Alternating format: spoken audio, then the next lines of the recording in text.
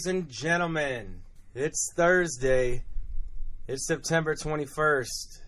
We are feeling so freaking good today. We're still reveling in the sweet, sweet taste of victory. Is there anything better than beating somebody on Monday Night Football on their home field?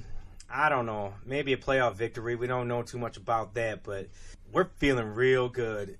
Ladies and gentlemen, this is the Detroit Sports Sit Down. My name is Tom Murphy Jr. I'm your host. I got Joe Perry here. I got Dan Murphy. Joe, cue that up, man. Cue that song up. What's that song we love, ladies and gentlemen? And when the blue and silver wave, stand and cheer the brave. Rah, rah, rah. Hard win the game. With honor you will keep your fame.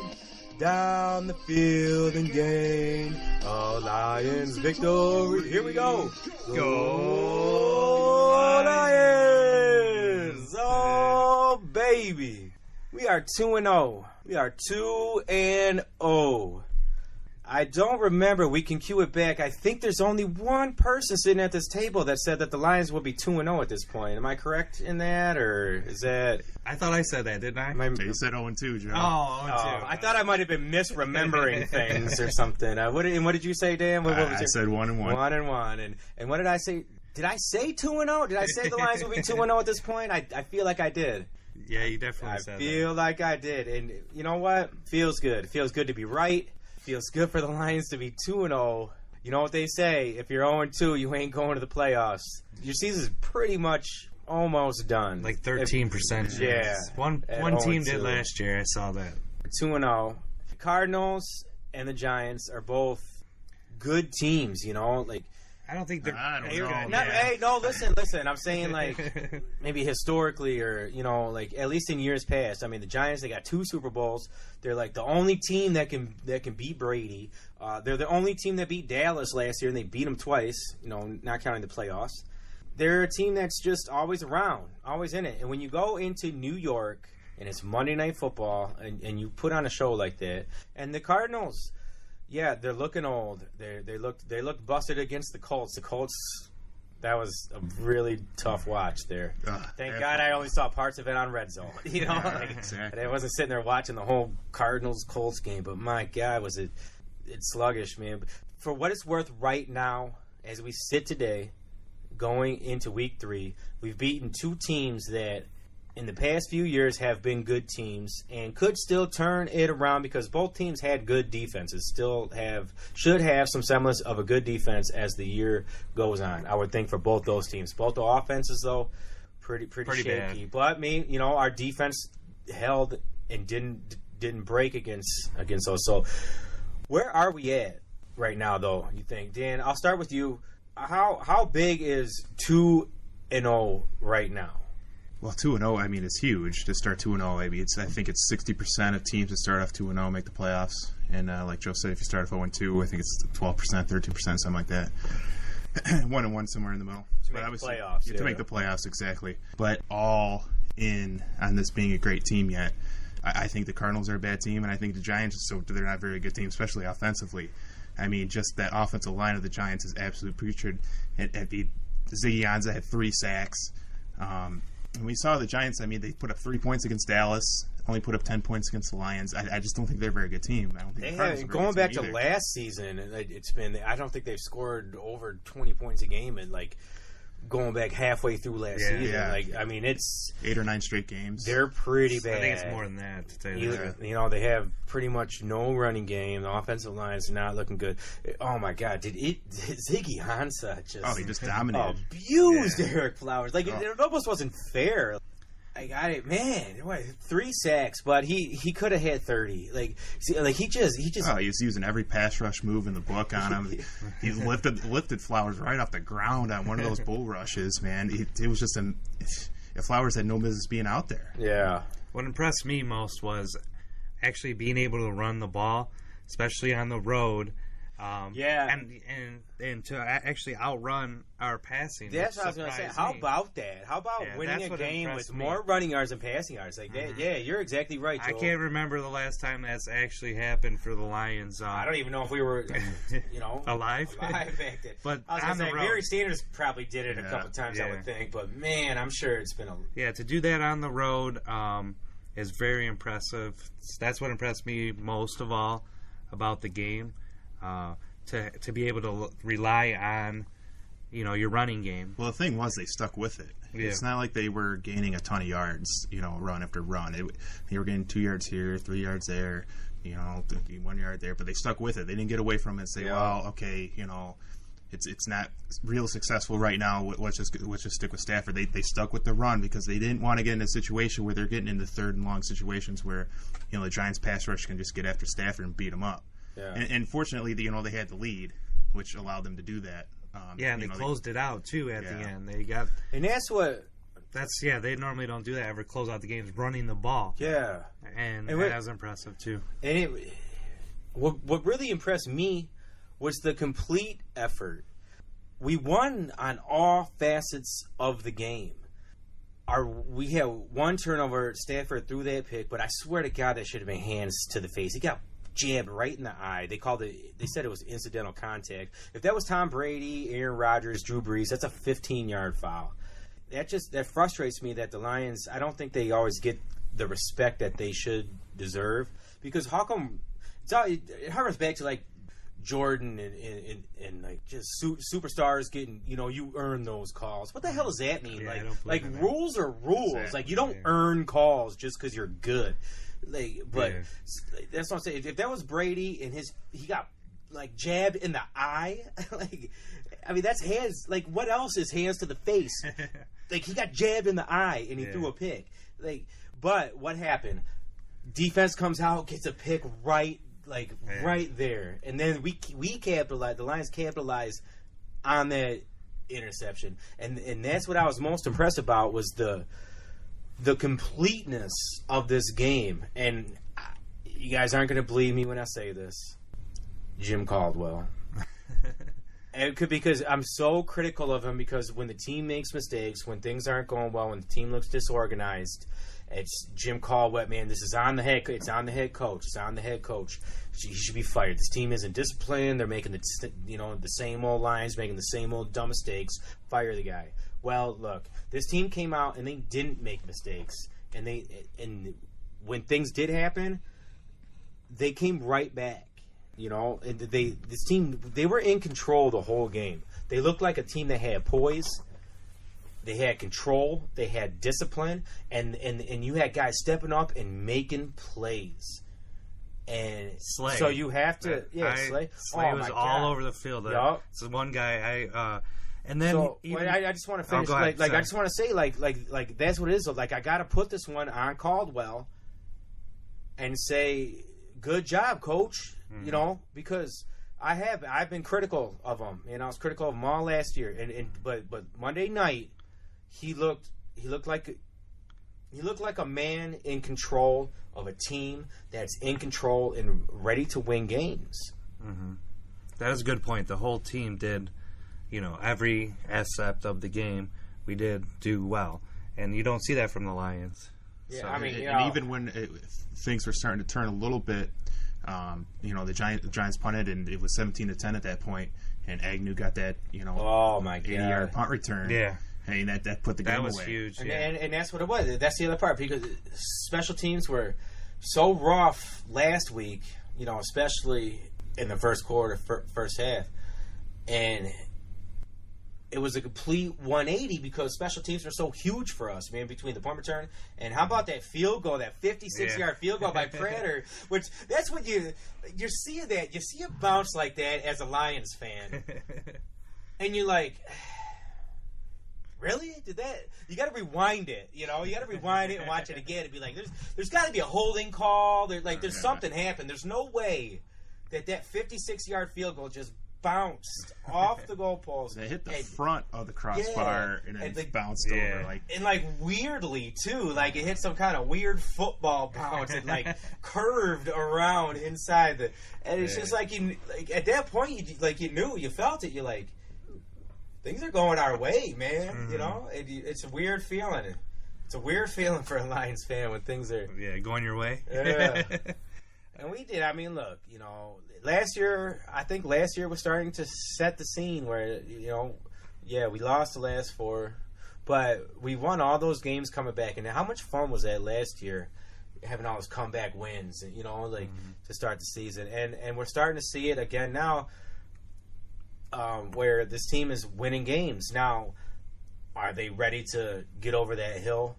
People are getting all excited. The national pundits who they want the feel good, they want the Cubs story, because how ultimate would it be, if the Lions do go all the way? It's, not just for us. We've already talked. We all know. Everybody knows how crazy it'll be for Detroit if Detroit goes to a Super Bowl or just makes a playoff run and just looks good, But the national media is gonna eat it up because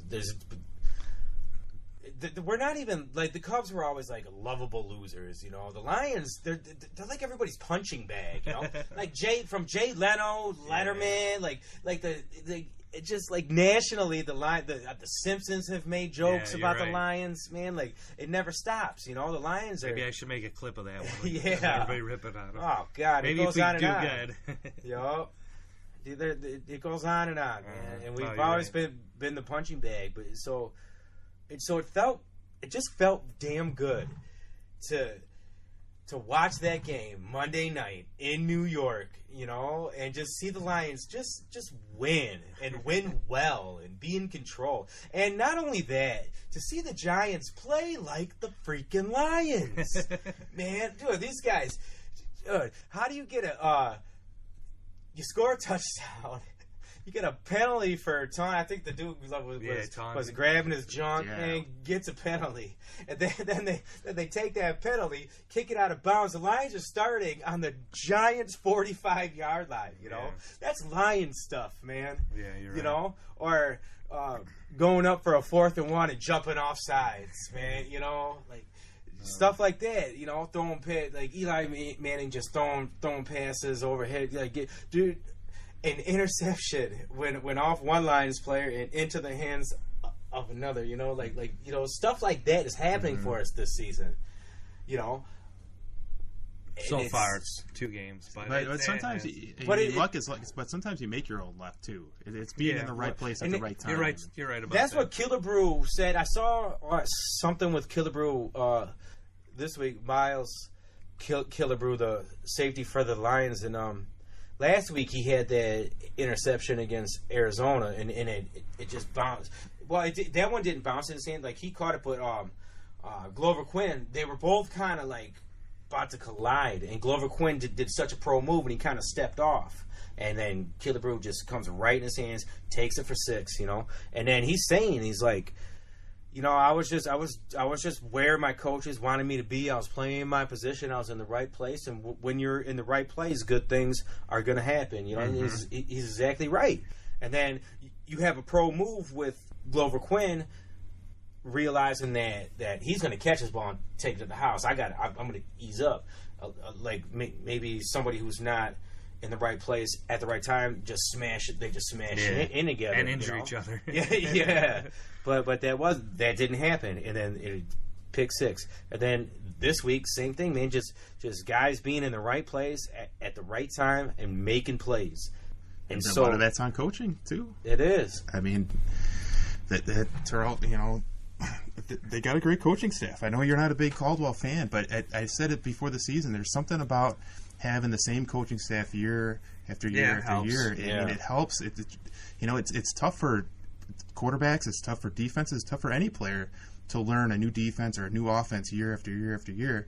But when you got that consistency of the same coaching staff, over and over, you're going to start getting that. You're going to start getting guys in the right space at the right spots at the right time, and luck starting to go their way, because it just helps so much when you can go into the season. You already know the playbook. You already know certain things that where the coach wants you to be. It helps so much. Cooter, Jim Bob Cooter, he looks like really knows what he's doing, and he's made for this, and he understands this league. He understands the players that he has, and he's scheming, and things are working so far. And defensively, look, we know Terrell Austin, man. Like every year, we're worried if we're going to lose him to a head coaching gig, and if it's got to happen next year. Yeah, you would think so. Yeah. Like, so we better soak it up while we got him. I mean, I was calling last year to fire Caldwell, and I've always been a fan. I've always been a fan of Caldwell, and remember once he took over the play calls in Baltimore, that's when they won a Super Bowl. So he is good with quarterbacks because Flacco's just decent, but he has his years where he's good. Yeah. So and they did win a Super Bowl, man. It was when he took over the play calls. That's what made them win the Super Bowl. It's just so he's a good. I've always liked him. I thought he's a good coach. I think you could do better, but I think he's a really good coach. There'll be a time, and maybe it'll be this year, where we'll see the Lions kind of get to a certain level, and maybe Caldwell can't take them. And that's what I felt last year, and then even the years before. Like, there's just something that, like, I know, like, we from one extreme to the other with Schwartz being so fired up, and him being fired up actually cost us a few times, but he never took us to a higher level, know. But I mean, we made the playoffs with Schwartz, but it was quick and barely rememberable. But that's all of our playoff experiences, except for '91, which was awesome for a second when we beat Dallas, and then was a complete murder. Destroyed. Yeah. Let's put that banner up. They won playoff win. But I thought Slay really had a good game and was all over the field. I think he stepped up at the end of the game. They were going to catch a touchdown, and he came off his guy and just belted the guy, the receiver, and that would have been a touchdown. And that could have gave the Giants, another life to come into the game. Absolutely. And turn momentum. It gets the crowd into the game because he fell into the end zone, and Slay came off of his guy that he was covering, a completely different guy, and just belted him. Oh, I thought that was a big play of the game, and I thought he was all over the field. He's been very impressive. He's our defensive MVP right now for sure. Yeah. If you got to single someone out, he's big play Slay, man, and he's getting better all the time. I feel like I love watching this guy play, man. I'm right there with you, Joe, on that, man. It's going to be fun to watch him because I think we have a shutdown corner. Yeah. And the thing is, never had the thing. Well, we've had some decent. I mean, in the history of the Lions, we've had some decent cornerbacks. Not in a while. But it's been a while since they've had a shutdown. Corner. God, I remember like Ray. I guess I'm thinking back to the guys like Ray Crockett. Like. Yeah, that's way back. In a while. That's mid-90s, early 90s, mid-90s. But I mean, another thing I really noticed about this game is just how much depth they have, especially defensively. The defensive line. Even that. I mean, I'm looking at rolling guys out the secondary. You saw Tavon Wilson go out. Killebrew comes in, plays phenomenal. Yeah. He was all over the field. Killebrew, yeah. We'll keep on that, man. But just Killebrew. I've talked about Killebrew earlier, man. Dude, how much are we loving this guy, man?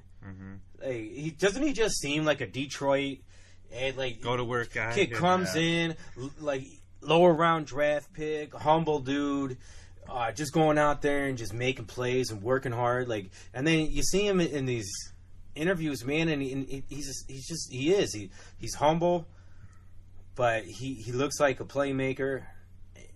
He gets it, man, and he gets that he's in Detroit, he's not in Miami, he's not in New York, man. He's not a flashy dude.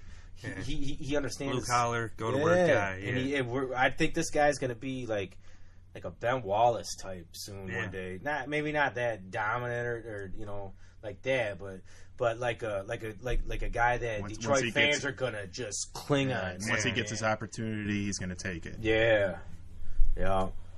And but another guy that's Quandre Diggs, Yep. got that stop on 4th and 1, Yeah. which inexplicably they gave him a first down, but then Caldwell challenged, and they flipped it over. There's another instance of you think, they're giving it to him, man. I know. You can see it on TV right there. You're like, this is clearly not a first down. yeah. There's no way. Yeah. And then after further review, I was there surprised. goes the Lions. I Man, know. you gotta be kidding me! I told you. I'm yelling at the TV. I told you it wasn't a first down. It didn't even look close Yeah. live. And Sean McDonough, the announcer's like, man, maybe the yellow line is off or something. But sure enough, they reviewed it. They adjusted the spot, and they came out and measured again, and he was short, man. That was a huge play. Oh, my God, man. It was so... That's what I'm saying, man. There were so many of those moments that in that game that just made you feel like the type of game that the Lions played on Monday night is the type of game that I venture to say this blasphemous type of stuff, but New England plays or Pittsburgh plays or Seattle plays, like those winning teams that go out on the road and win big games. That's what it looked like to me. And I'm drinking some blue Kool-Aid. I got a pitcher of blue Kool-Aid that I'm not even using a glass. I got the whole pitcher, and I'm just drinking it right now.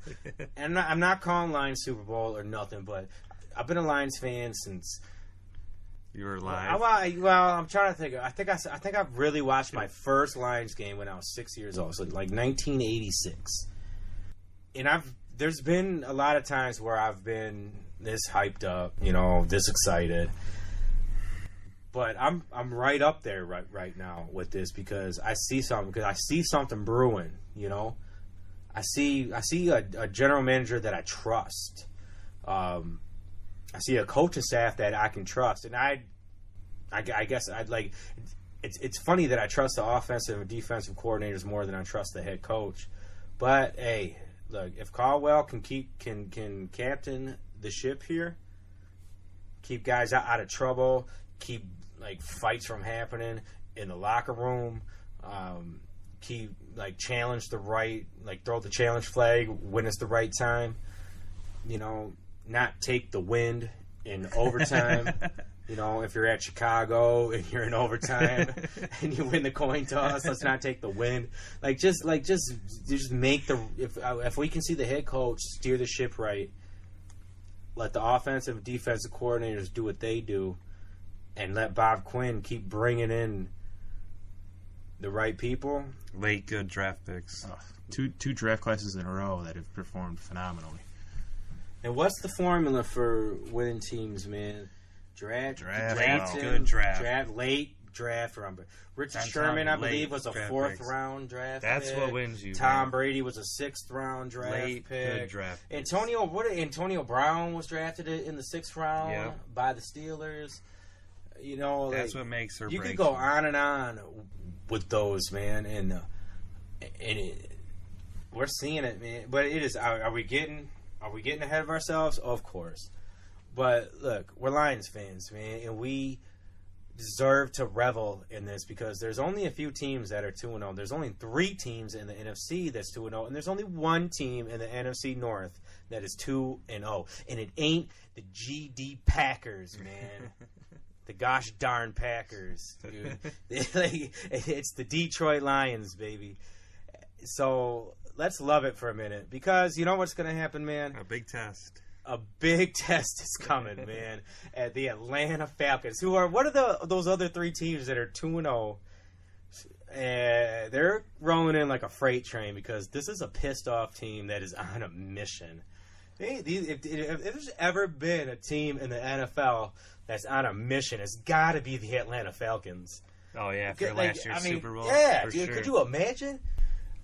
Could you imagine the offseason that these guys had to deal with? All I would want to do is wake up and just go to work if I was a professional football player playing for the Atlanta Falcons who played in that Super Bowl last year. I would And they shut down the Packers like they were nothing. They made the Packers look like, their stepchild. Pretty much, man. Pretty much. But they got injured. You got your 2 left tackles out from a line that was already depleted, already missing TJ Lang. Speaking of, missing TJ Lang because we got him now. But missing your 2 left tackles, Lang is gone from last year's team. And I don't know, they got whooped on pretty good. So really no excuses, man. Like in the NFL, everybody knows it's the next man up, man. And if they can't perform, well, you're going to lose. And they went to Atlanta, and they got smoked, man. And now Atlanta's coming here. Now, Atlanta didn't look like world beaters when they went on the road to Chicago week 1. And then Chicago went to Tampa Bay this week and just looked atrocious. So no, that's a good point. Maybe there's some light there. And Vic Beasley is going to be out. Yeah, he's out. But look, all right.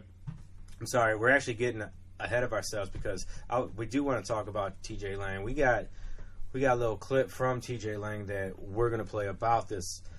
This Lions 24, Giants 10, like in New York, Monday Night Football, Week 2. Lions are 2-0.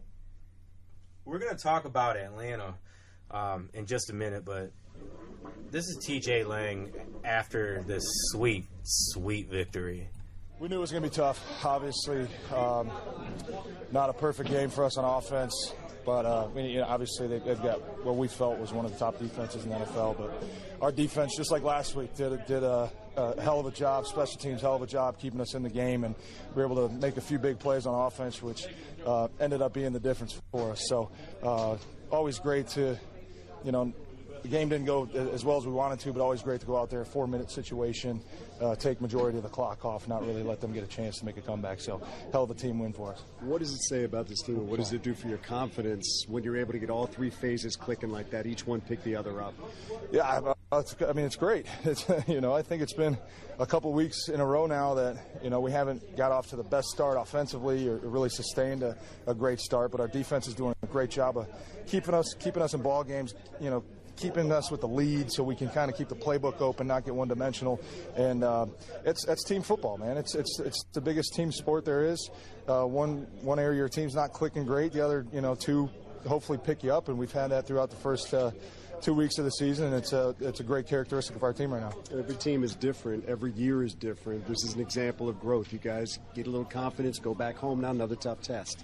Yeah, definitely. I think we're going to enjoy this win, obviously, tonight. But short week. We know we've got a tough opponent coming into Ford Field and going to have to jump on them as soon as we can. But obviously, like you said, we've stacked together a couple nice wins now and definitely got some confidence and momentum on our side. We just got to make sure we handle it appropriately and continue to clean up the small things we need to get better at and keep building on the things we're doing well. So it's going to be a hell of a challenge for us, but obviously we like the way we're playing right now. TJ, are you aware how much a win like this means to the fans of Detroit, where they don't have quite the success that the Packers have had and some others, that a game like this really is kind of a bonding thing for the fans too? Oh, every season you got a new team, and obviously I think coming out of training camp and obviously last week we really liked the team we have. So, we're obviously in the early stages of developing our characteristics as a football team, but not a lot of people believed in us throughout the first 2 weeks. I think we've done a great job of blocking out the noise, and I think we definitely realize that we don't play for just the people in this locker room. We've got a lot of great fans back home that are hungry for a winning football team, and like I said in the offseason, we're ready to give it to them because we're playing a pretty solid football right now. Dude, I freaking love that guy. TJ Lang could be one of the most important free agent acquisitions in the history of Lions football. And the guy, that's right after that game and super articulate. And he's right, man. Now, you guys are going to get to know Lang if you already don't, because, he's getting out there, man. He's getting on these Lions pregame shows. He's going on 97.1 and doing segments, during the season, and the guy's just real, and he's a winner, and he's got a ring. He's with us now, and he's going to help this locker room, man. He's such a fundamental piece to this team that I said was going to be 2-0. I just want to say that again. I want to say it 3 more times. 2-0, 2-0, 2-0. I called it. But the guy's good, man. And can one guy bring a whole winning atmosphere to a team, especially an offensive lineman. He's not a running back. He's not a wide receiver. He's not a linebacker. He's not a glamour position player. He's definitely not a quarterback. But can a guy like T.J. Lang, not single-handedly, but put such a strong influence on a locker room and almost change an entire culture? I don't know if one guy can do it, but it's collectively guys that they've been bringing in throughout. I mean, he's another piece of the puzzle. He's a big piece of the puzzle. But you look at, he also got Golden Tate. Won a Super Bowl with Seattle. Yep. You got Wagner, who's been with Baltimore. Who he's been in big games, big playoff games. Caldwell's been to the Super Bowl. He's coached Peyton Manning. He's coached the Colts. He's been in big games.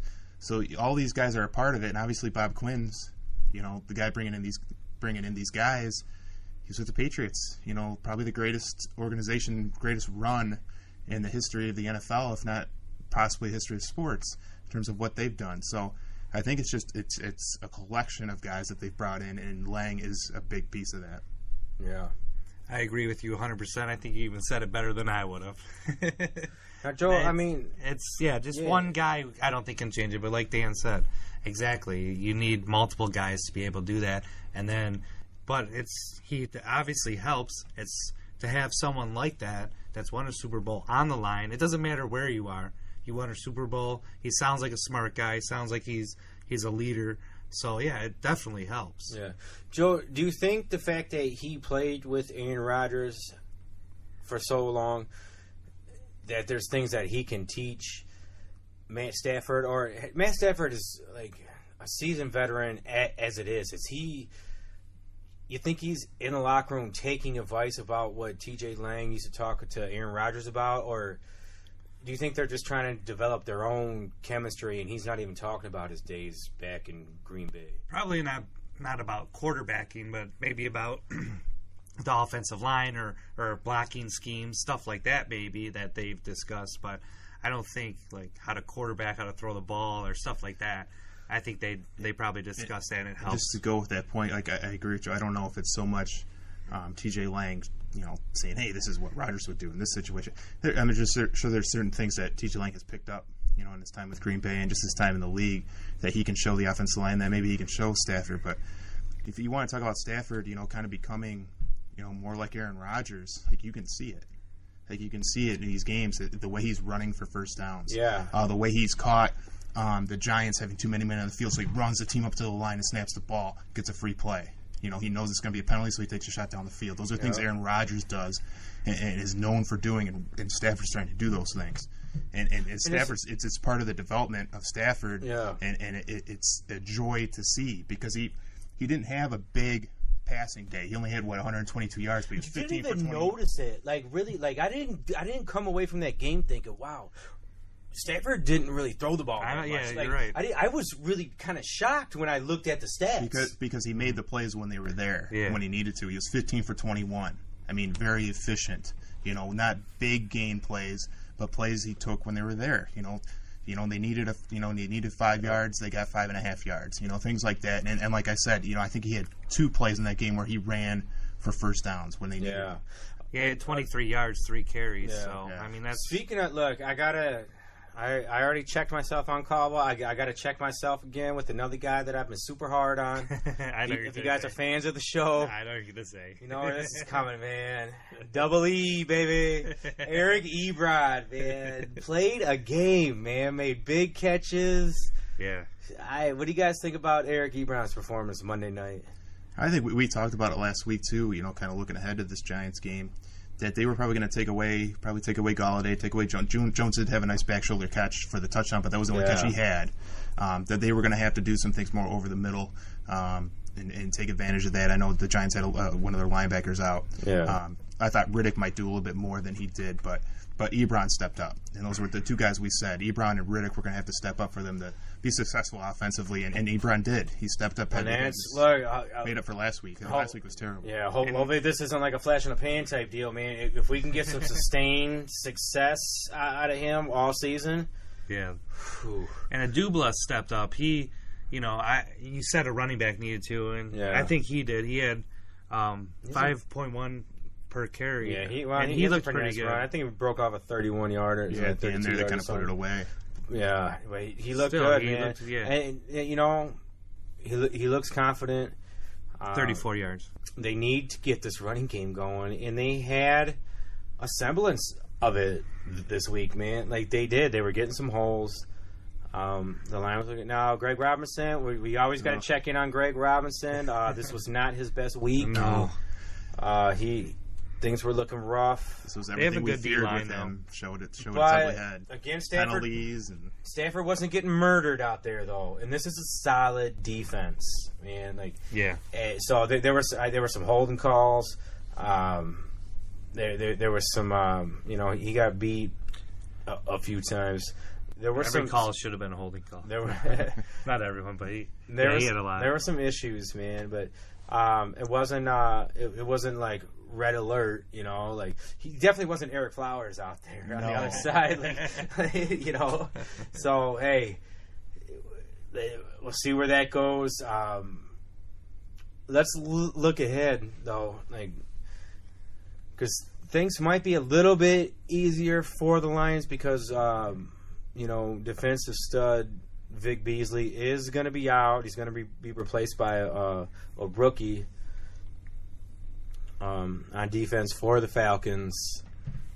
So that's going to slow their defense down a bit for sure. When you lose a Pro Bowl guy. Oh yeah. It's gonna especially a hurt you. linebacker. Yeah. Your best player in linebacker. But will this line hold up? Greg Robinson is going to have to play better this week because the Lions. Come on, they got to play a near perfect game to beat the Falcons this week. More than perfect. Like there can't be there has to be very minimal penalties, pretty much no turnovers. Special teams got to be on point. You can't have self-inflicted mistakes. Yeah, no self-inflicted. Can't be jumping off turnovers sides and things like on that, 3rd and 1. Exactly.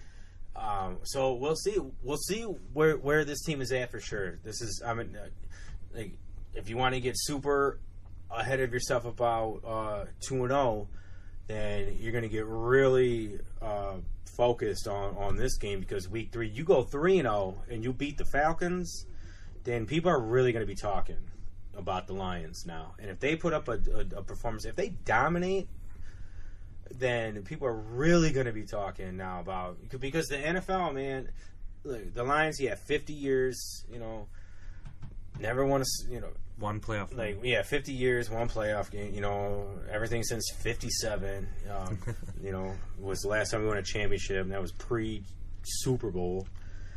There's a lot of losing there, and then there's also a lot of exciting because, guys, don't forget the Vikings were 5-0 last year. Yeah, you never know. You can change real quick. Yeah, and that's the NFL, man. What's the NFL stand for? The No Fun League, but it also stands for not for long. Not for long, man. Things can change quickly on you, and that's what it is, man. Like things can change in a hurry in this NFC North because right now we're in control, and if we have a chance to stay in control because look, Minnesota just got exposed at Pittsburgh because if Bradford's out now, they're starting to work Bridgewater back in, but who knows if he gets back to his old self and he gets past his injury and he progresses. He could be asking a lot. He could be very good, but dude, he's gonna be pretty rusty. Yeah, that's a torn up knee, man. And it's not like he was a top 10 world beater quarterback either way. He gives him he was looking pretty good. He gives him stability. And they got it running. That first game that beating they put on the Saints week 1 was no joke, but it was kind of the same thing because the Saints came in and played a pretty decent game, and then they came in and got smoked by the Patriots, who lost to the Chiefs, who then the Chiefs go lose to the Eagles, man, this week. Like it's so topsy turvy. You can't 2 weeks in, you don't know. The one thing you do know though is that we're 2-0, and that rhymed for show. So do you think we have a chance to beat the Falcons, Dan? They got them at home, and that's a huge advantage. And the Ford Field It might be the loudest it's ever been because there is some serious excitement. Chiefs won, by the way. I thought they did. Yeah, the Chiefs did beat the Eagles. Hey, Kareem Hunt got that long touchdown at the end there. Yeah, I thought they did. I looked it up. Yeah. Sorry to interrupt you. Oh, yeah, no, sorry. Yeah, sorry for spreading misinformation. Yeah, the Chiefs did beat the Eagles. Yeah, I thought they did. Chiefs, I think, are Super Bowl The Chiefs bound. are legit, for sure. Yeah. But yeah, I think the Lions do have a chance to win this game. But we're going to see if this defense is legit. You know, they win against the Cardinals, who I think Carson Palmer's done, like I said many times. I think the Cardinals' offense is terrible, especially with David Johnson out. And then the Giants, we saw how bad their offense is. They've put up, 13 points in 2 games? Yeah. So we'll see. This is probably the best offense in the NFL. They're right up there. They got 2 stud running backs. Coleman and Freeman. You got to stop Julio Jones. You got Sanu out there. You got Hooper at tight end. Sure, they have so many weapons. He's So many weapons that you got to stop. And then two top tier running backs. Yeah, it's. Yeah, they got holes too. In a defense that comes after you, man. Aaron Rodgers. They probably took a few years off of that man's life on Sunday night, man. That guy got his ass That's how you got to kicked, beat man. any good quarterback. You got to get pressure on him. Jeez, That's how you, man. I don't want to see that with quarterback. Stafford, man. That's why I do. The offensive line play is going to be so huge this week. It goes back to establishing that run game. You know, even if you're not gashing them, keep Atlanta's offense off the field. Exactly. Yeah. If you can get 3 to 4 yards a pop, even if you're not gashing them for big long gains, if you can get move the chains into comfortable situations, 3rd and 3s, 3rd and 4s, it's going to make it so much easier for that offensive line, to contain this pass rush. And there's a situation they're going to have to do. If they can't run the ball, it's going to be a long day. It's going to be a long day for Stafford. It's going to be a long day for that offense. Yeah, for sure. I just don't think they have a chance, but I also have them 0-2. I just think the Falcons are Super Bowl. I think that's another team that's Super Bowl bound. I just don't think we're there yet. I think we're building to that, building to the Falcons, because they have a really good defense. They have an awesome offense. So, They do. They're a team on a mission, man. I just don't see us beating them, and I think they're Super Bowl bound, or at least getting very close. Yeah, They're just too in good. football, in football, there's no moral victories, all that, blah blah blah. But there will be something to be said if the Lions come out and play great, don't make any mistakes, don't beat themselves, and just lose to a better team that's a notch above them. I will be able to respect that. You never take a loss, but look, none of us thought that the Lions would be 3-0 after week 3. I don't think anybody did. Yeah, so I'll take 2-1. I don't want to be like, concede to it, like already being like, let's just it'll be okay to lose. They're so good. Let's just play good, guys. But going on the road and beating the Giants, they're kind of playing with house money a little bit at this point because you didn't expect them before the season. I know you picked them, but I think most of us didn't really expect them to be 2-0 at this point, playing what we thought were going to be 2 good teams in Arizona, and then going on Monday night on the road to the Giants. Yeah. To be 2-0 at this point, I think as fans, we kind of feel like we're playing with house money a little bit. That's a good way of putting it. And that's why I want to see. I just don't want to see a big old letdown because people are watching, and like I said, this is gonna be a game to watch this week, man. Oh yeah, this is one of the biggest people games are going to be very interested to see Matt Ryan versus Matt Stafford. Like how's it going to shake down? And it's in Stafford's house. And he's got the big contract. You got the big contract quarterback versus the quarterback who had the ring in his hand, and it's like Gollum just rolled up and stole that ring from him, dude. And Tom Brady's over here like. Another one. I'll add another one to my fingers. He's so, this team, there couldn't be another. The only team I could think that could be like a little more upset is like, remember it was a few years back, but like it was the Rams Titans. And the Titans, tackled at the 1 yard line. 1 more yard and you win the Super Bowl. Well, it wouldn't have won. They would have tied it. Unless they went for 2, but yeah. Yeah. You get the point though, man. Like that's a tough deal right there. I don't know, 28-3. Yeah, third quarter. That game was close all the way. Last year's game was just you had it, and all and just no. No, you don't. So I can't imagine a team that's more fired up. But the Lions, you know what? We're here. 2-0. I can't say it enough, man. It sounds good, doesn't it? Yeah. Lions 2-0.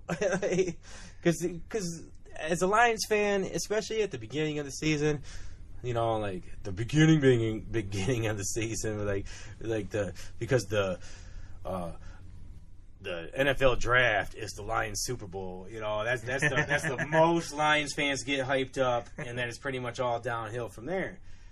Being a Lions fan, you know, then everything starts to fall apart. But this year, things are different. There's a feeling around here where we're not going to dress in the other team's colors and protest the firing of the general manager. You know, the Millen Man March. Yeah, the Millen Man March. I was at one of that game. Yeah. It was against the Bengals. The Bengals, yep. Man. Everybody wore orange.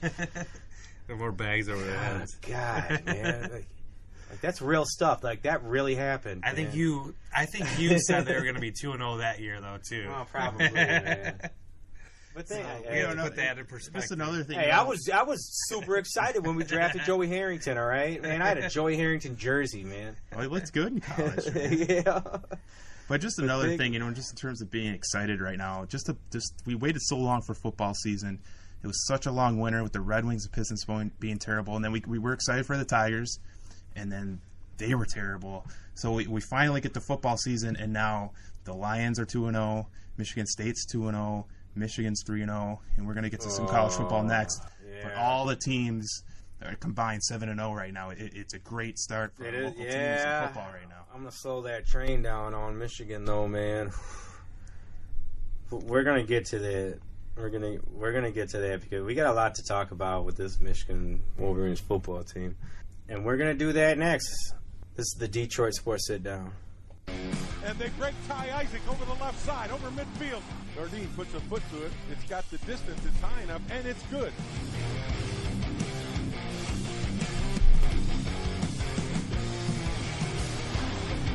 Fake throws the screen left. It's Peoples-Jones, and Peoples-Jones turns the corner of the 30. He's out to the 40 and near midfield. Back to throw Fake. Good time. Throws. He's got his tight end. Kicks it up. A lot of distance, a lot of height, and it's good. Right through for Quinn Nardine. They go option right. And Worthman, the quarterback, will be taken down.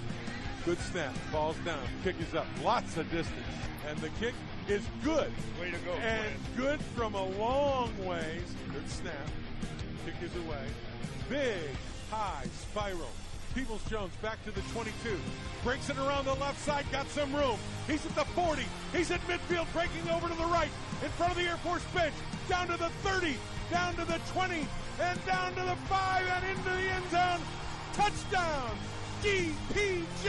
On the option left is Worthman. Turns the corner. And then, that's a fumble. That is a fumble. And Spade the shotgun. Here comes pressure. Spade throwing. He's got his man for a 29-yard attempt. Moore puts the ball down. Kick is up. It is in that direction, and it is through. Worthman looks and throws a reverse at him. Good play by the corner, and they will stop. Peoples-Jones is pushed back to his own 30. Breaks around the right end. Does he get the corner? He does. Up to the 40, 45, and midfield. It'll be a 36-yard attempt. Kick is up. Plenty of distance, and it is good. They go option left. They get pushed back. Worthman is going to lose yardage. That play was blown up. Worthman up under center. Has a man in motion. Pitch sweep right. McVay. He's going to lose yardage. Stravel will try from the 19. The kick is up. The kick is no good. Oh, yeah. Higdon breaking around the left end. Higdon may go. 10-5. Touchdown, Michigan. Karan Higdon. Well, that was a pretty sweet highlight clip. That's a great Jim Brandstander, Dan Deerdorf with him. That's the Michigan radio team. What was it? IMG? IMG Sports Network. Yeah, shout out to those guys. That's a pretty sweet highlight clip. But listen, man, there's a lot of field goals kicked in that clip and not a lot of touchdowns. That was Michigan. Michigan beat Air Force 29-13. It was a win. 3-0. It was not impressive, and Wilton Speight was once again not impressive. This team can't score touchdowns. One of the very few guys that has actually scored a touchdown for the Wolverines, Tariq Black, is out with the cracked foot. Looks like he's gone for the year. Like those highlights, they sounded great, and it's funny how a highlight package can really change the story of what the game really was, and what that game was kind of ugly. And that's two ugly wins against teams that Michigan should be so much better than. All right, I mean, what do you guys think, man?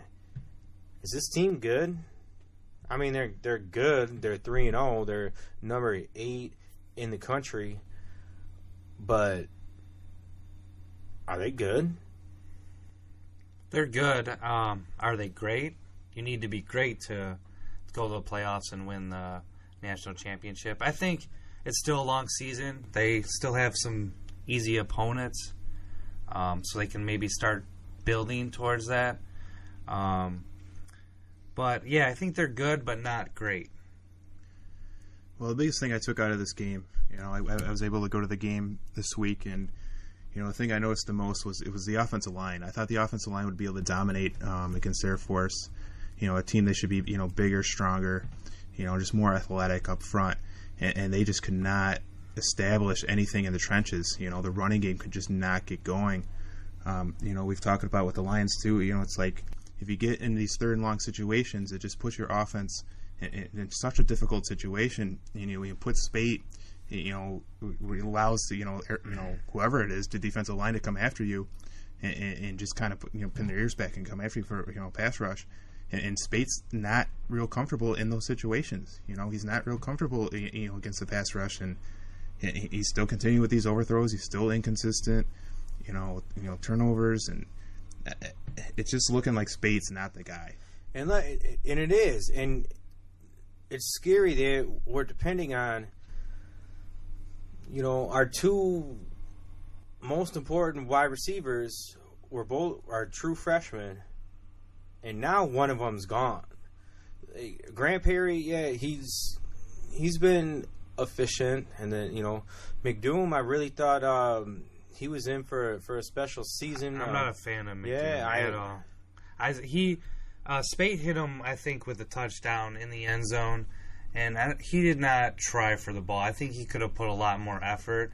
I asked you guys when I first came, I'm like, who was 13? I didn't look him up, but I felt like there's a couple plays I remember sticking out in my head, and that was the major one. Was Speight actually threw? It was a little off, but I think he could have put more effort into catching the ball. So yeah, like you said, losing him is going to be real big. And McDoom's more, he hasn't really done a lot more other than those sweeps and little screen passes and things like that and reverses.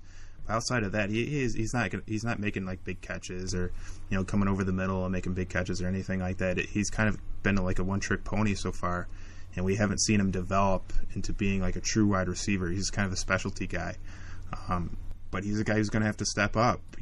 With Black out, guys are going to have to step up, and a guy that has stepped up and looked really nice and starting to kind of show himself is Donovan Peoples-Jones. I've been calling it all season, man. I've been waiting for this guy to step out into the forefront because I think he's going to be something special.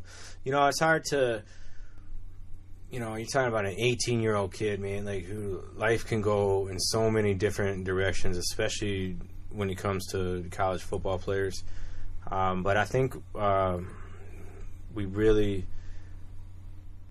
sometimes you just know. Sometimes you just know the guy's gonna be, a star, man. And I really think he's one of these guys, man. And yeah, he looks now I'm sure there was some definite, in-house competition between him and Tariq Black as who's really gonna be like, step up and be the number one guy. Now that competition is gone because Black is out and it's going to be Donovan Peoples-Jones's. It's his show to grab right now, man. I mean, it's his spotlight to grab.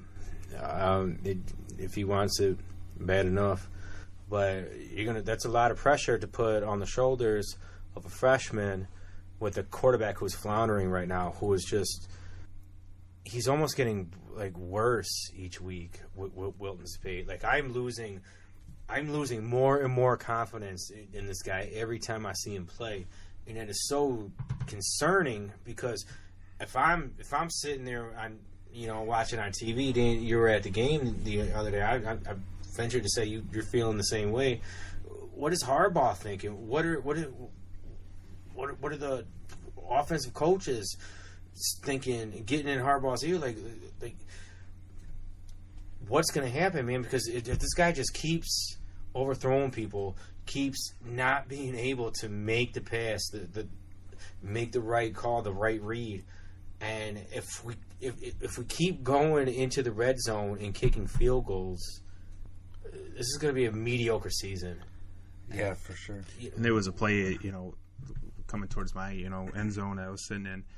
And I don't remember if it was Crawford or Peoples-Jones, but he threw a fade. I think it was third and goal or third and long, whatever, inside the 20, inside the red zone, and he just didn't give him an opportunity. I mean, didn't even give him an opportunity. Threw it out of bounds. It's like you got to at least give your guy a chance. Go up and make a play. And these guys. I'm not just diminishing Air Force. I respect everything they do, but in terms of a football team, they're not going to have the athletes that Michigan's going to have, and you got to give these athletes an opportunity to make plays. And if Spate's not giving them an opportunity, I mean, when is he going to? If he can't do it against Air Force, he can't do it against Cincinnati, how is he going to do it against Michigan State? How is he going to do it on the road in Penn State and Wisconsin and at home against Ohio State? I'm starting to get terrified of that national TV Saturday night primetime game at Penn State. I'm starting to get terrified. If things don't change and change quickly, that is going to be an ugly, ugly game. And I think the coaching staff is even not trusting him in the red zone because I don't know if you noticed a couple of the play calls in the red zone, a lot of runs. And to me, what really makes a quarterback is your red zone. Can you convert into a touchdown? And he definitely does not have that. And I think the coaching staff sees that by a lot of the play calls they made. That was another thing that I really noticed was the play calling was starting to get more conservative because they're trying to stay away from turnovers and trying to stay away from those pick sixes that have hurt them. And you could see it. I mean, there was a lot more screens. There was a lot more running. I mean, running on third and longs. Things of that nature. The dreaded draw plays. And this is a game where you should practice. The third long draw, man. This is a game you should be practicing that if your quarterback's still kind of iffy, I think. And they were really conservative, and I think they don't trust him. And there's people saying, well, Cincinnati was Air Force, maybe they're holding things back. I don't know. I don't really believe in that. How is it though, man? How is it that there's so many quarterbacks on this roster? It's Harbaugh's third year. Harbaugh's track record with quarterbacks. Like how are we in this situation? I just don't understand it. We should have a top-notch quarterback. Like the quarterback should be the least of our problems. I feel like this is deja vu because I feel like I said this last week and the week before. Yeah, it is. But it's the same. I'm telling you, it's the same. It's the same thing. Because I'm still I'm baffled by it. How is this the problem? I don't get it, and I don't know. I don't know what it's going to take to change. Maybe a loss, I think is what it's going to probably take. If Wilton Speight goes in there and just looks terrible and throws 3 interceptions, and we lose to Purdue in the Big Ten opener, and they come back and Speight is still the quarterback, then I'll do something. I'm going to do something violent. It's probably going to cost me some money. I'll probably break my TV, throw my phone, like something. I'm going to do something in a fit of rage, but it's going to end up costing me money. Because we did win 29-13. There are 3 but look, man, you kicked 5 field goals. 5 field goals. I'm just messing with you. Yeah, we got 2 I had to touchdowns. see that. One of them was on I special see the teams. anger. I see the anger. It is. It's so frustrating. No, I know. That should be quarterback should be the least of our worries right now. No, you're right. You're right. But I saw the anger, and you had to get you going. let's switch things up and talk about this defense, though, man. Because how annoying is Air Force? You know, like they're never going to see nothing like that again. But they had to spend a whole week coaching them up for that. And you know what's funny this is defense just looks solid, man. They had one reception. The quarterback was 1 for 7. And that was that long touchdown, that 64-yard touchdown. Yeah. But the they one didn't even pass of the game, you're gonna catch. They didn't even. Surprise, well, they didn't even throw a pass in the first half. Oh man. So I mean, and that's you give that credit to the defense. I mean, you know, look, Air Force isn't a playoff team. They're never going to be. They're a good team last year, though. They did go 10-3 last year, and that's what it is. They're the team that can sneak up. Yeah, and like sure. they can bite a Power 5 team and catch wins. Man, they're known to do that, and that offense is tricky to deal with. Man, everybody knows it, and they handled it. Man, they handled it again. 13 points. You know, they pretty much dominated. They didn't get into. They look conditioned. We got depth. Like, because look, man, when you run the ball every freaking play, it's a battle. It's a war. Not that guys take plays off when it's a pass, but it's different. Obviously, you know, the blocking's a little bit lighter. The fight on the line, the linebackers are moving back. The whole pile's not rushing in on that linebacker. It's not an out and out war every play. When you're playing against a team like Oklahoma, you know that's just going to air it out all the time, man. It's a track meet for your secondary for sure, but I see what you're saying. Yeah, but and Air Force. That's another thing I was really watching is the way they block, and they're the best in the country at it in terms of cut blocking. They run a lot of traps, a lot of counters, and things like that, and they just cut you. And they dive right at your legs, and they're incredible at it, and it just looks so brutal. If you're not ready for it, your knee's going out, you might break a leg or something, man. They're so good at cut blocking, and those are things they had to prepare for quickly because you don't see that a lot. Yeah. You know, you don't see the Air Force, like you said, a really tricky offense in terms of just running the ball, you know, and like I said, the offense line just cutting you. It's brutal. It's absolutely brutal. And they were prepared. You know, Don Brown had them ready to go and had them prepared. They gave up that one long pass play, like Joe said.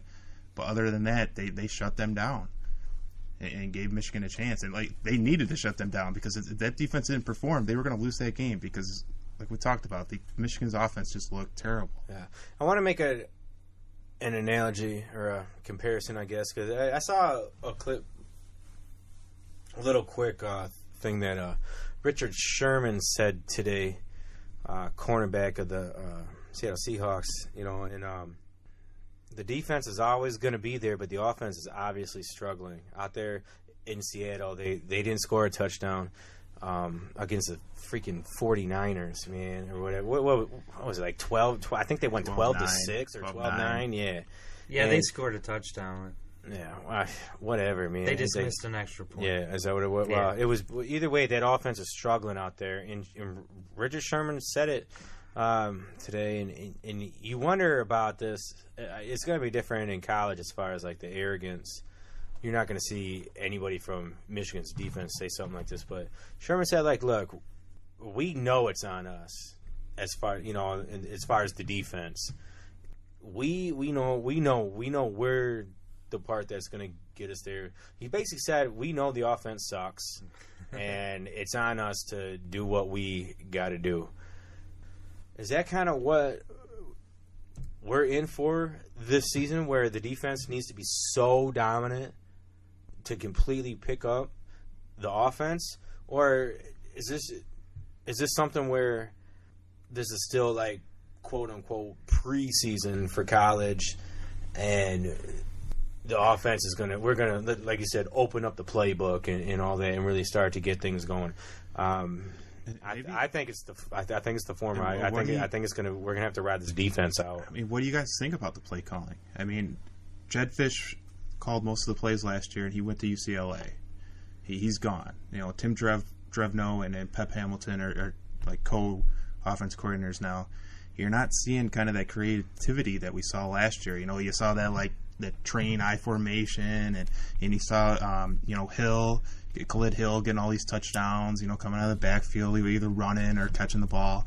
You're not seeing that stuff in the red zone like we saw last year, and guys aren't as open, and things just aren't developing as much as we saw last year under Jed Fish, and maybe that is a big thing. Maybe they really miss him, or maybe they are holding some things back. But Wilton Speight, struggling as much as he is, he didn't perform well in the big games last year, but against the bad teams, he was putting up huge numbers, and he's not doing that this year. I mean, where do you guys think the issues are? Do you think it's play calling? Do you think it's playmakers being going to the NFL, or do you think it's maybe just a combination of all of it? I think a lot of it is falling on the fact that Speight is not making the big plays and hitting the right plays, and he's making bad choices and throwing bad balls constantly that they don't want to. They're getting nervous to open things up because he's not hitting his fundamentals. Yeah, I agree with you, Tom. So where do you go from there? Well, it is still early in the season, and you are 3-0, so you just got to keep working at it. And like you said, the other, what's the other backup, a coin? Well, you got O'Corn. And he came in and played, and he looked even worse. That's what it is, yeah. So everybody wants to see Brandon Peters, because sophomore, and it's just, he looks like it's going to be his show. And so at what point do you just give him the keys? Because it probably is, but he's got a freshman right behind him. McCaffrey. It's going to take McCaffrey some time. So do you give Peters... At what point? After one loss? 2 losses? What if they lose 2 in a row? I think their defense is too good to lose to some of the crappier, not as good Big Ten teams. I think their defense is too good to lose to them. So maybe if it comes down to a bigger game, then maybe you have to make the move and change.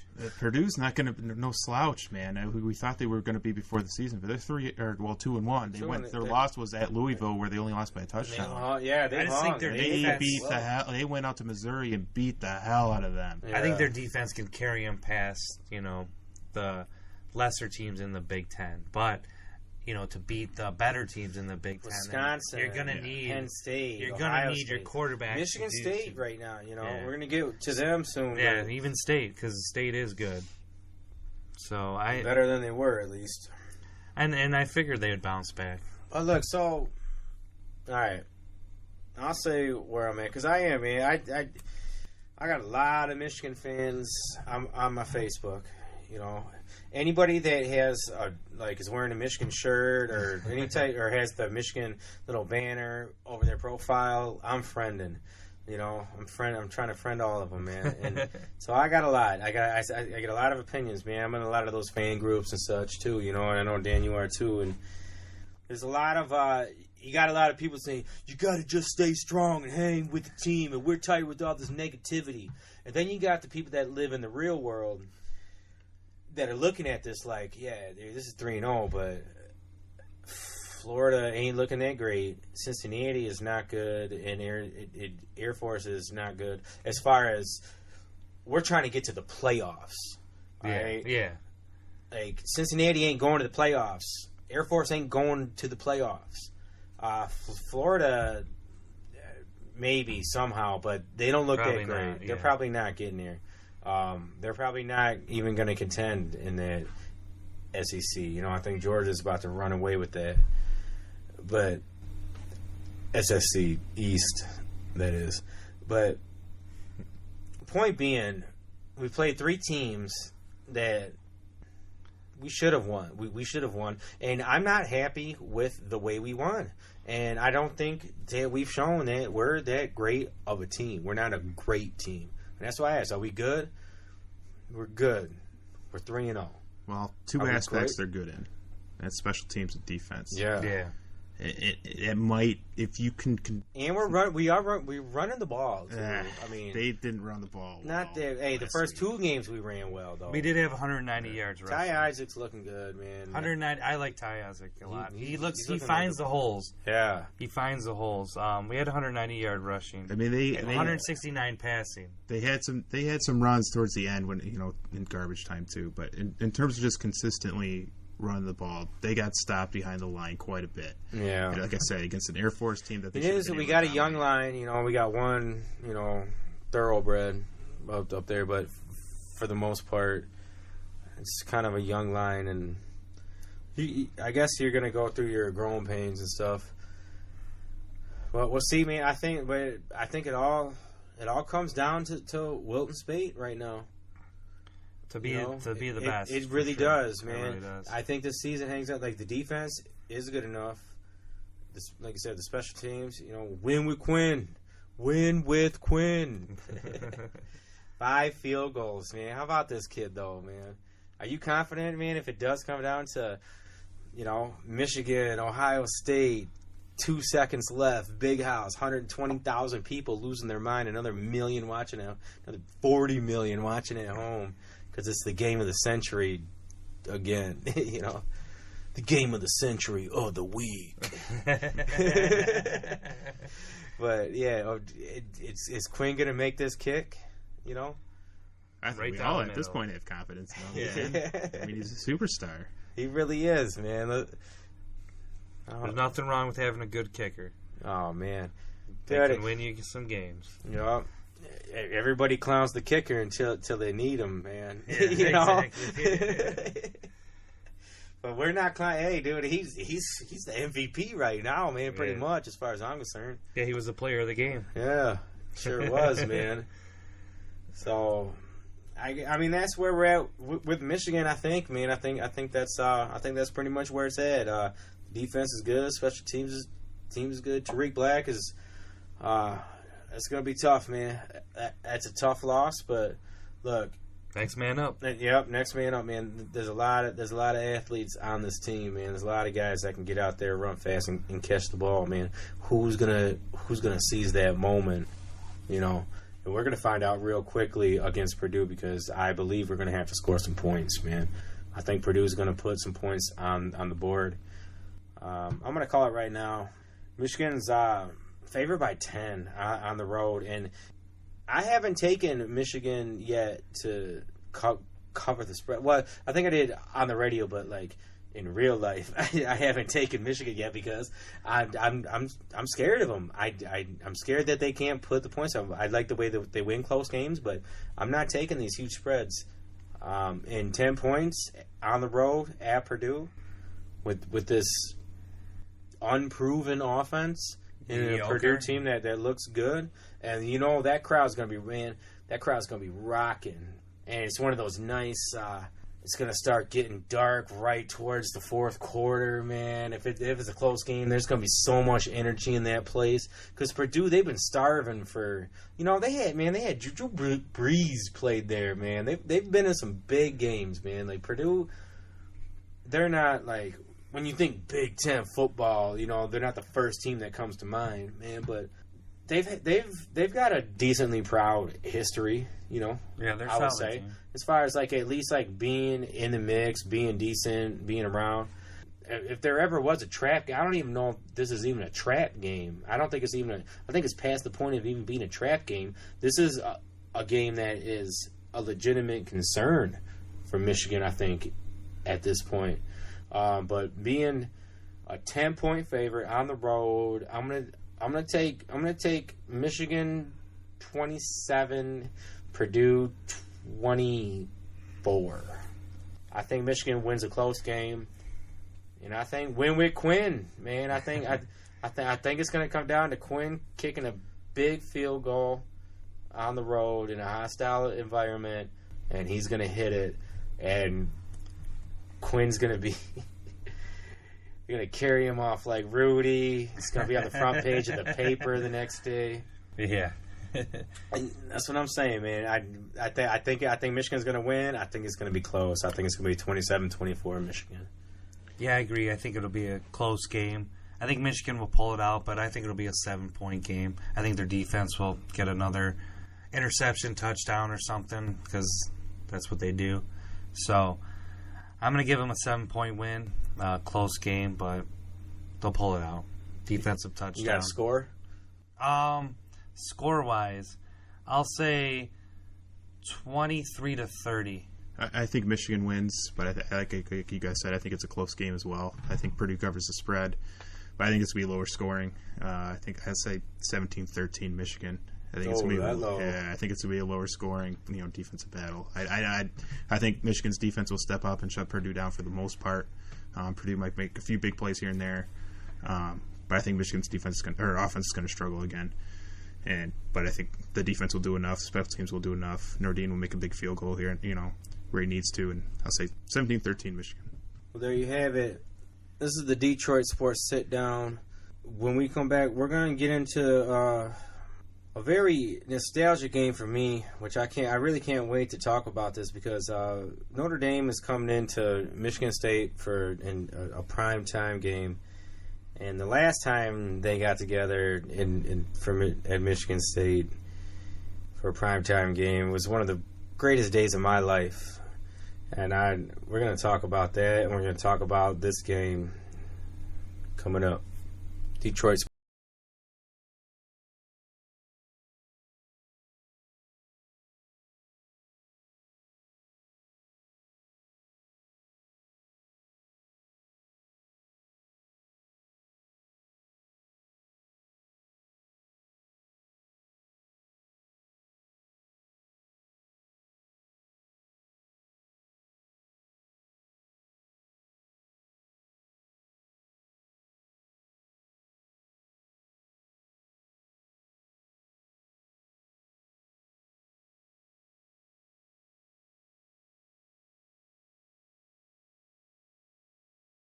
BTN.com.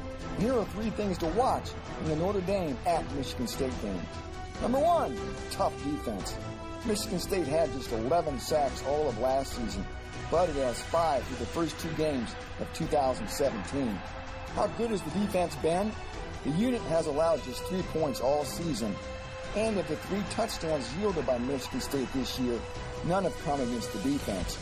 Linebackers Joe Boxer and Chris Fry have been outstanding for a Michigan State team that's coming off a bye week. Number 2, big play receivers. 2 wideouts appear to be separating themselves from the pack. Darrell Stewart continued to build on his strong season-opening performance, piling up 159 all-purpose yards in the last game. And keep an eye on Felton Davis, who had a career-high 69 yards receiving the last time out after catching 2 touchdowns in the opener. These guys give quarterback Brian the Rookie 2 good targets. Number 3, get LJ going. Michigan State needs a big game from its big back. In the last game, the Spartans ran for 296 yards, which was the most they've had in the game since running for 330 yards against Indiana in 2014. LJ Scott bounced back from a bad performance in the opener to run for 86 yards and a touchdown, while also catching a touchdown pass. For more, check back to BTN.com. That gets you hyped up for a big game. It really does, man. It's Michigan State, it's Notre Dame, Spartan Stadium, prime time.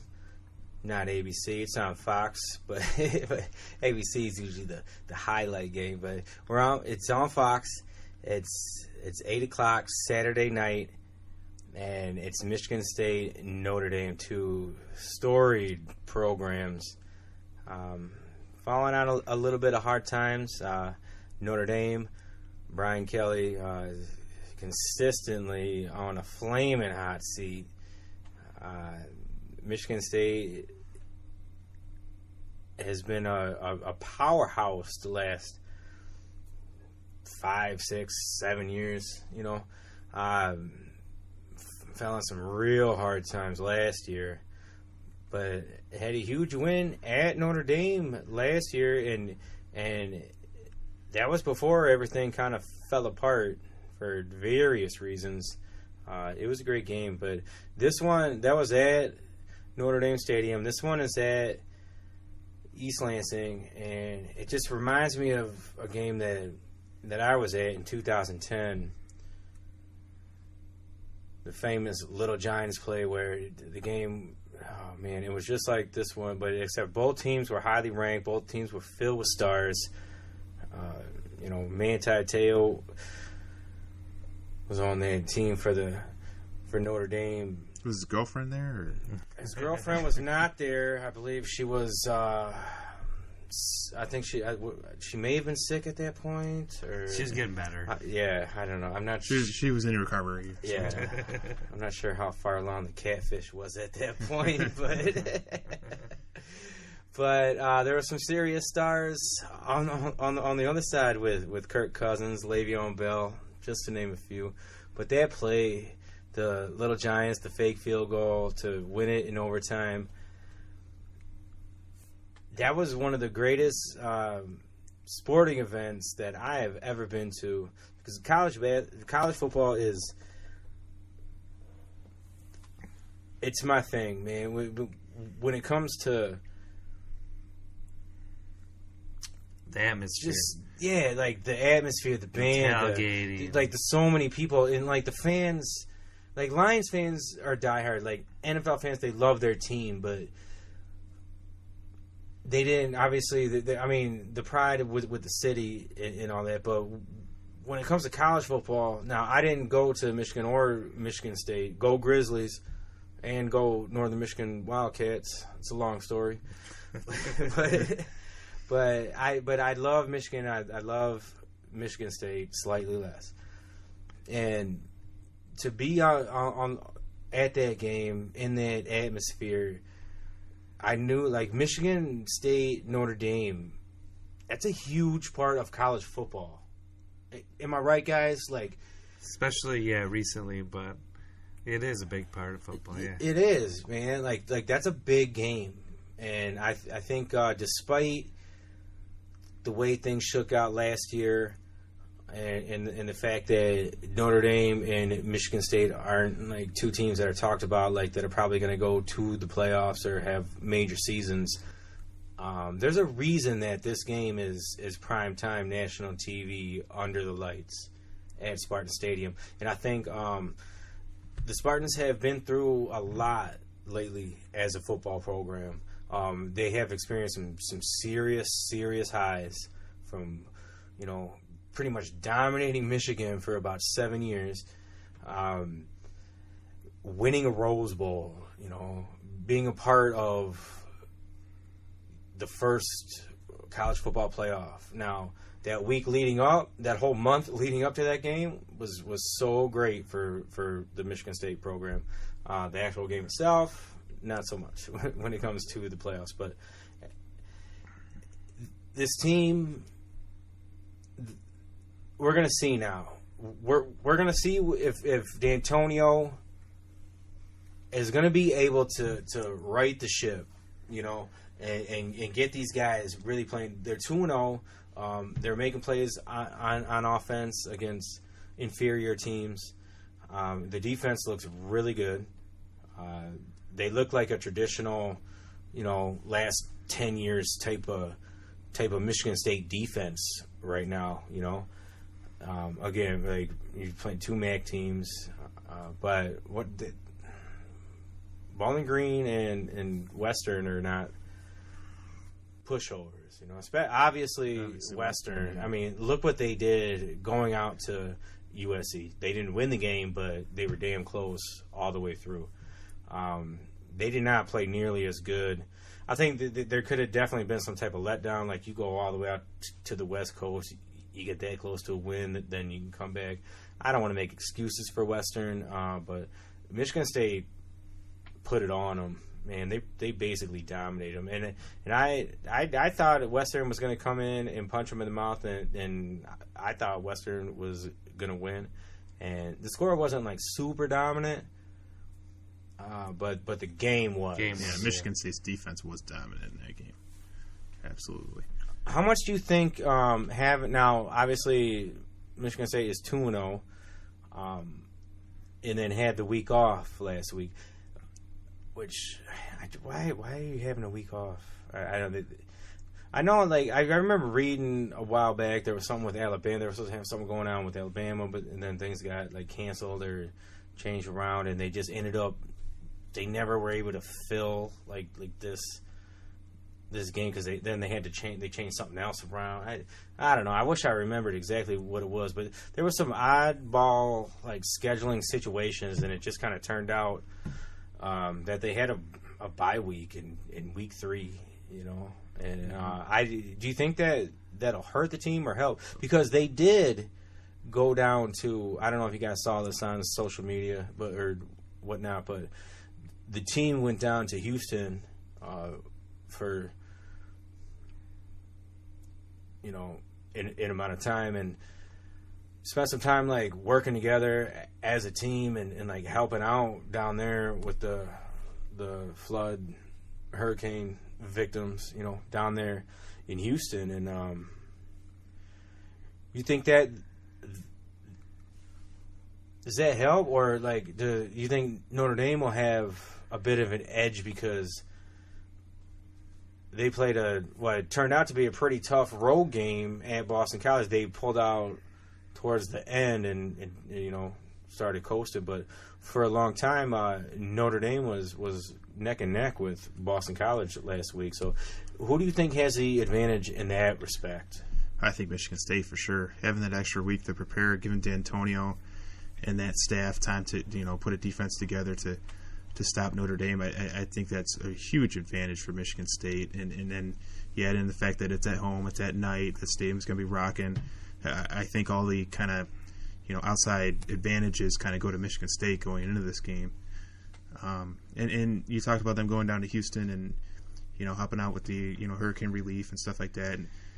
And that helps kind of change the narrative of what Michigan State's been over the last 12 months. I think they needed that. Some type of good. I don't want to say, I don't want to say they did it as like a public relations thing or like, you know, like a social media grab. I'm sure there was like an element of that to it. Football is like the ultimate team building, and I think that's perfect for them. It you know, puts them closer together, helps people. It's ultimate team sport. Things like that. You listen to like retired players, and they're always saying how they miss the guys, my brothers, and all that stuff builds for that, and that's why I think Antonio is a great coach. Just things like that, and I think they are going to rebound. And I thought last year, like you said, they kind of got worse towards the end of the year, and because they knew all that stuff was coming out. You know, they all knew that, and I think it affected them. There was a lot of bad luck last year too, man. A lot of just everything just snowballed. I mean, yeah. Yeah, it just happens. It just builds and builds, and that's why I always said I think he's going to bounce back, and I've been saying that the whole time. I think Michigan State's going to be still a solid team in the Big Ten. They're a team to reckon with, and if they come out and they have a good showing, and they beat Notre Dame, it's gonna create quite a showdown. What, 2 weeks? 2 weeks from Saturday, October 7th? October 7th, yep. Yeah. In the big house. But looking at the numbers, they pretty much seem like Michigan State, no, big house, man. It's going to be a big game. Notre Dame and Michigan State, they pretty much, their numbers are pretty similar if you look at them. So I think it's going to be a close game. Like points per game, Notre Dame 39, Michigan 31. But points allowed, 18.7 for Notre Dame and 12 for Michigan State. So it kind of is pretty similar numbers. So, and like even total yards is almost 500 for Notre Dame and like 460 for State. So yeah, I think it's really going to be a close game, just by looking at all the numbers. And I think it's going to be a close game given the fact that it's a game that should be close. It's a game with two teams that both have something to prove on a huge stage, and we're gonna see what's real and what's fake with both these teams. I think we got a good taste of what Notre Dame is. I like Georgia a lot this year. Georgia came in and won a tight game against Notre Dame week 2. But Georgia could be like the best team that Notre Dame plays this year, seeing how USC plays out. USC is damn good. But I think Georgia's going to be right there at the end. And that game was tight. That game was close. So this is going to be a big test for Michigan State. I think they pull it out, though. I really do. I'm going to say I think it's going to be two strong defenses. There's going to be a lot of running game. They both run a lot. I think you're going to see one or two key turnovers. Whoever. It's cliched, to Best say, defense? but no, just whoever wins the turnover battle. I really think that's what it's going to come down to. I think this is going to be a slugfest type of game, and whoever makes that big play, who gets that right bounce, and makes that key fumble recovery in the other team's red zone, or that pick six, or whoever can get the right block and get that punt return. I think you're gonna see. Some fireworks. I think this is gonna be a good game to watch if you like defense and you like running. If you like hard-nosed, good college football, this is the game for you. And that's what I love. I'm gonna really enjoy watching this game. I do believe that Michigan State is gonna pull out a grind. And I know, Dan, you had 17-13 for the Michigan-Purdue game? Yeah. I think you're going to see something quite like that. I'm going to call 17. I'm going to call 17-14 just to be different. but I'm going to take Michigan State 17-14, and I think you're going to find that the key play is some wacky, crazy fluke turnover. Yup. Like, something's going to bounce off a wide receiver's hands right into a linebacker who rumbles 50 yards for a touchdown late in the fourth quarter in a tie game. Something like that. Yeah. But I think it's going to be a good game. I think it's going to be good football watching, and I will be watching. Yeah, I think I agree. And this is the type of game, like you said, I like. The tough defenses, the run the ball, physical lines, physical game. I agree with you on that. I agree with you on the same thing. If you win the turnover battle, you're going to win the game. It's going to be defense, running the ball. I agree. And I'm going to give Michigan State the win just because, like I said, everything looks pretty much even to me. Because you're done picking against the home teams? Is that why? 2-0, baby. Lions. Only one guy here called it. Just saying. So I really think that it's going to be a Michigan State win just because they're at home, and I'm going to give it 23-17. A little more offense than you guys, but still tough, physical, running the game. And good job, Tom, for the 2-0. I was 0-2. Just back to that 2-0. I called that loss before Beckham was announced as being out or being hurt. He went in the game, he wasn't 100%. So that changed. And Janoris Jenkins, their top corner, being out. Hey, I called 0-2 before the games, so I should, I would have changed that. If he didn't know David Johnson was going to get hurt. I didn't know he was going to get hurt, man. I didn't know they were going to suck. Both teams. All right. All right, what do you think, Dan? I think Michigan State is going to pull out a close one. I think this is a game where L.J. Scott really shows himself. He started to come through last week after a bad game in his first game, 80-something yards and a touchdown last week. And I think Michigan State's really shows that they might be back, which scares me as a Michigan fan. I'm worried. I'm getting more and more worried being in attendance at that Air Force game, watching Michigan. I'm like, they play like this, I don't know if they can beat Michigan State. But they can throw a little more. Well, yeah. But I think Michigan State might be on the rebound here. I think they're back, and I think they're going to show that, Saturday night at home against Notre Dame in prime time. And I think that defense is going to show up. They've only given up 3 points all year. And I think Michigan State pulls this out, and we're going to be talking about Michigan State being back next week. I'll give a score. I'll say 20. I'll say it's going to be a close game, good game, 21-20, Michigan State. All right, so we're here, man. We're in the thick of things. It's still September. It's not crunch time yet, but as everybody knows, man, every week is so important in college football. We got some decent games. It's not. Last week was kind of lackluster, but some of the games turned out to be pretty darn good. Third week. We like that Florida Tennessee game. That game definitely helped us as far as Michigan fans with Florida pulling that out with that crazy Hail Mary. But man, did Tennessee just blow that one. Florida, they just don't look good. I don't think that win's going to really mean a whole lot towards the end of the year when it comes to playoff rankings and decision making, which worries me a bit for Michigan because I don't think any of our first 3 wins will be like great big wins. Yeah, so I think we're going to need to run this table. I mean, if we're talking about playoffs at the end, they're going to have to beat Penn State, Wisconsin. They're gonna have to win so they're going to have big wins along the way if we're talking playoffs. If they win every game, they'll be there. Yeah. They'll be there. If they win every game. But as far as big games this week, man, I would like to know because there's a few of them on the slate. I'm excited for this TCU Oklahoma State. Both teams undefeated. That's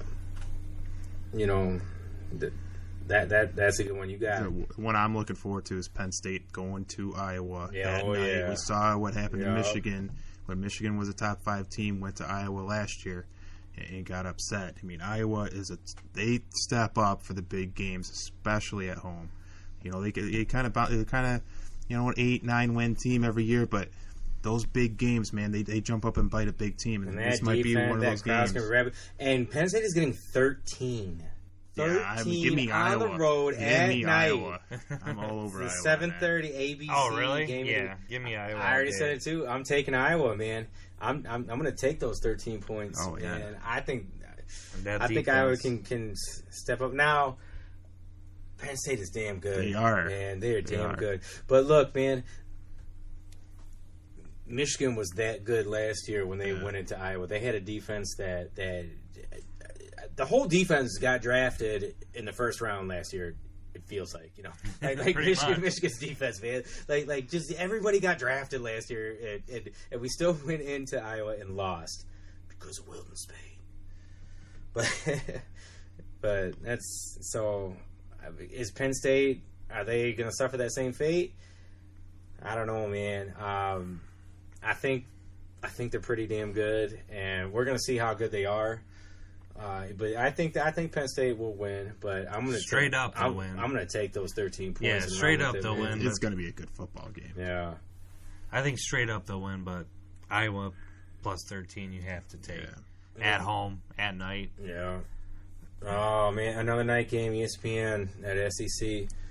My Georgia Dogs. Love this team, man. I think they're gonna win the SEC East, and I hope they knock off Alabama in the SEC championship.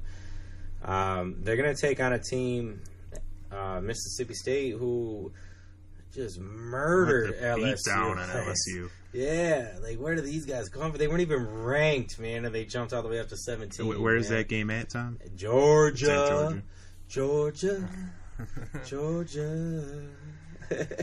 Dude, what are you doing here? You should be singing in Vegas. Yeah, lounge singing. But yeah, I can't wait for this game, man. It's gonna be tough, man. We're gonna need 3 TVs, man. Exactly. Where we're at, because you got Georgia, Mississippi State at Georgia at 7 p.m. and then you got the Penn State Iowa starting at 7:30 on ABC, and then you got Michigan State Notre Dame on Fox. Oh man! And I'm gonna be up north. I can't see any of them. Oh my god! Well, I'll be in my rocking chair. I'm probably gonna set up my. Wishing you had a 4th TV. Yeah, exactly. I'll be like, I wish I had cable or. I'll have the laptop set up. I'll have a game on my phone, and everything. Joe's gonna be on an AM radio trying to get in. Like it's 1950 or something. And that's pretty much what it is. Where I'm going. So. Oh man. Well, I hope you enjoy it, man, because we're going to enjoy a hell of a day of college football, man. Yeah, I got to set up for hunting, so what can you do? Well, ladies and gentlemen, we're going to wrap that up. Oh, God bless football. It's here. We're in the midst of it. Big Ten. The Big Ten season is upon us. Atlanta is coming to town to take on the Lions, 2 undefeated teams in a showdown against quarterbacks who are racing to be the next behind Brady and Rodgers and Breeze. You always got to throw Breeze in there, I think, right now, right? Yeah, for sure. But Matt Ryan, Matt Stafford, these guys, for years they've been the ones that had the talent, but maybe not the team around them. Matt Ryan's got the team around him now. You've seen that they were minutes away from a Super Bowl win. But there's some signs of some serious potential. That's a dangerous word, potential, when you're talking about the Lions. But we got a showdown. We got 3 showdowns this week, man. It's gonna be a nice weekend of college football for us Detroit sports football fans. So let's enjoy it. You guys be safe out there, but go hard, man, because it's going to be a big weekend, man. God bless football. This is the Detroit Sports Sit Down. Peace. Renicky off the bag at first. The pitch, he swings on this, a fly ball to left. Here comes Herndon. He's there. He's got it. The Tigers are the champions of 1984. They race on the field of Bob Hernandez. The Tigers have won the World Series. They are the champions of the world in 1984. 4 seconds left. He's got the ball. He should have it. Isaiah hangs on the ball, flips it up to the rafters. Detroit is the city of champions again.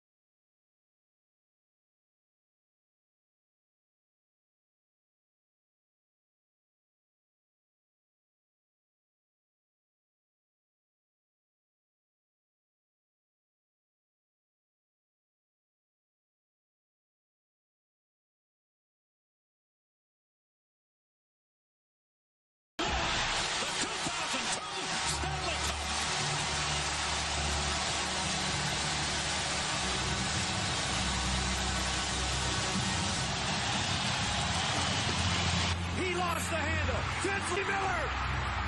And it's blocked again. Oh. What a block. How did Prince get there?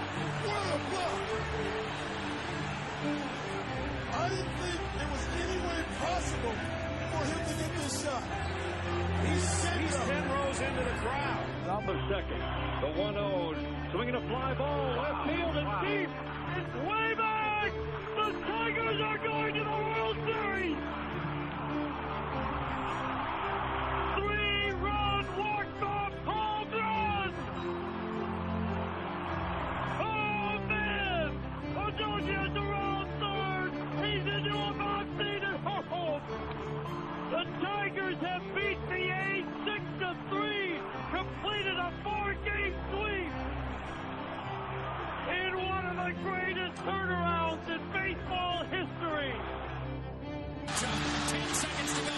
Gonchar left foot. It's off the glove of Lindstrom. Sent back out to center ice off Cleary. Gonchar turns it around. His front right back in. A little pass to the front man.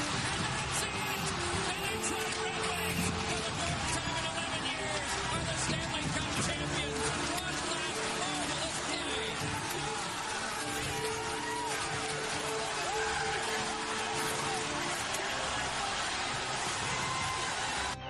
The 1-1 to Nix. He swings and he pops it up on the right side. Fielder calling for it, and he makes the catch. World Series bound. The Tigers sweep the Yankees with an 8-1 win. It's his protection. He'll work out of the gun. Play clock at 3. Matthews got it back, sets, looks, throws. He's got Golden Tate who makes the catch inside the 15, inside the 10, and he's breaking away. He's into the end zone. Pack the bags, start the plane. This game is over. It is over. What a